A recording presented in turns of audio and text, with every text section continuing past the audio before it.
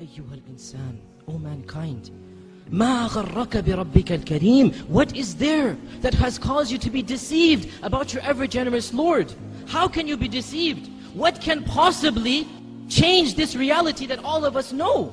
The only way to attain tranquility is through the worship of Allah, is by turning to Allah, is by making Allah the ultimate goal and destination. We all know this. Then why is it that we turn away from this path? Why is it that this world can seduce us away from this path? Oh mankind, what is there that has caused you to be deceived about your Lord? Has not the time come, my dear brothers and sisters, for our hearts to become soft at the remembrance of Allah and at the Quran and at hearing about Allah and His Messenger? Has the time not come that our hearts turn to Allah and that we become better Muslims? My dear brothers and sisters, how many khutbahs will it take? How many lectures must you be told? Don't you understand? Don't I understand? If I don't change now, if you don't change now, this is a plot from shaitan never to change. There is no tomorrow. Tomorrow never comes. Every day has another tomorrow. And the time will come when for you and me, there will be a day where there will be no tomorrow. If we keep on saying, tomorrow I'll start praying, tomorrow I'll be a better Muslim, this tomorrow will never arrive. My dear brothers and sisters, what do you need to convince us? What do we need to convince us? Don't you see what's happening in the Muslim ummah? Are we blind to the reality of what is going on around us?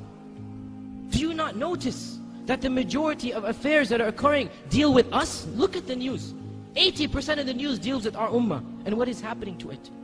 Has it ever occurred to us? Why? Why? Are we not believers of Allah? Are we not worshippers of Allah? Or are we? Or are we really and truly believers and worshippers of Allah? Allah says in the Quran that izzah, honor and glory and power will always belong to Allah and to His Messenger and to the believers, the mu'minun. Therefore, it is not possible that the real mu'minun will ever be humiliated. It is not possible, my dear brothers and sisters, that permanently the situation will always be in our disfavor. Therefore, there is something wrong. We are not doing our job. We are not reaching the level of iman that is required of us. And that is why we have not reached the level of izzah and honor and glory that is promised to us as well. How can we ask Allah to do His part of the contract when we don't do our part? How can we ask Allah for help when we don't deserve that help? Do we not realize that this is a wake-up call for us?